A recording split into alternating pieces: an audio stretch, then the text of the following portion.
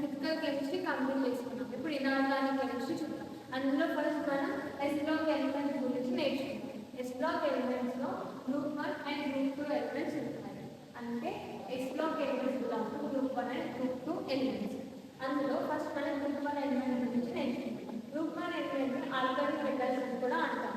Group 1 ఎలిమెంట్స్లో lithium, sodium, potassium, rubidium, caesium and francium అనే elements ఉంటాయి.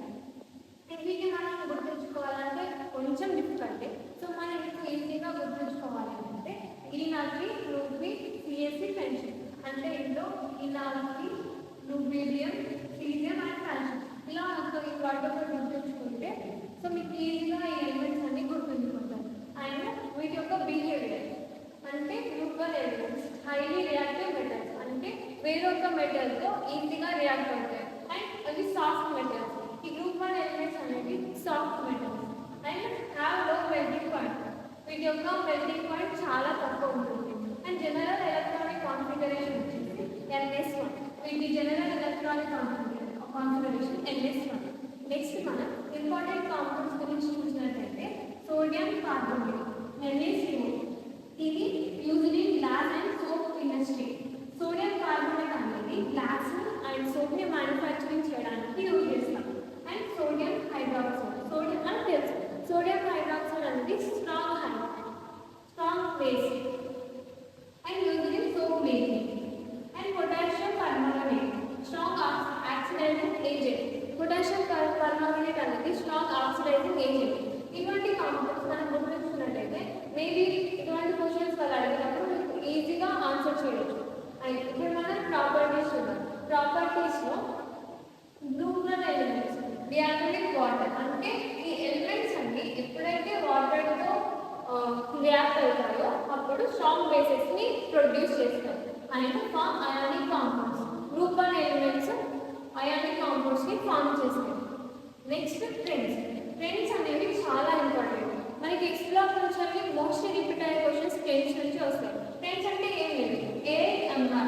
ఏ అంటే అటామిక్ రేడియస్, I అంటే అయనైజేషన్ ఎనర్జీ, M అంటే మెల్టింగ్ పాయింట్, R అంటే రియాక్టివిటీ.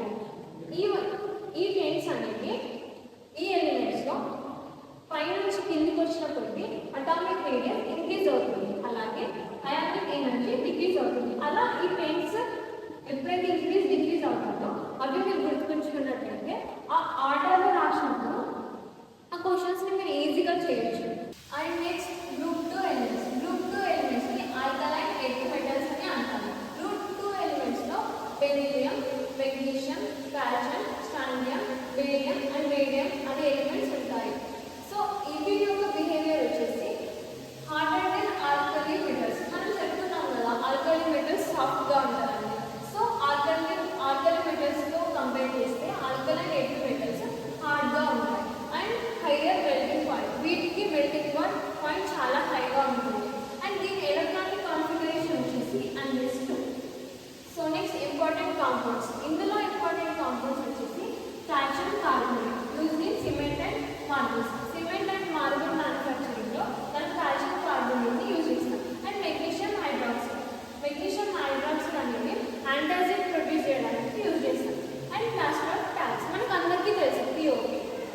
అది మనం కన్స్ట్రక్షన్ ఫీల్డ్లో యూజ్ చేస్తాం. And next properties. ఇందులో ఈ elements forms oxides and hydroxides.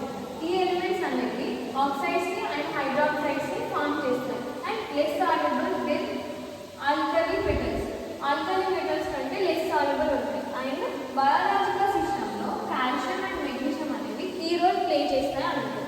So ఇవి వీటి యొక్క ప్రాపర్టీస్. అండ్ వీటి యొక్క ట్రెండ్స్ కూడా అటామిక్ రేడియస్ ఇంక్రీజ్ అవుతుంది, అయనైజేషన్ ఎనర్జీ డిక్రీజ్ అవుతుంది, and melting point boiling point decrease అవుతుంది, అండ్ రియాక్టివిటీ ఆల్సో ఇంక్రీజ్ అవుతుంది. సో ఈ ట్రెండ్స్ని ఈ ప్రాపర్టీస్ని మీరు గుర్తుపెట్టుకున్నట్లయితే మీరు ఈజీగా స్కోర్ చేయొచ్చు. అండ్ మీకు ఇంకా PYQs ఇంకా షార్ట్ నోట్స్ కావాలంటే మేము కింద ఉన్న డిస్క్రిప్షన్లో మెన్షన్ చేస్తాం. సో ఒకసారి చూసేయండి. And please like, share and comment.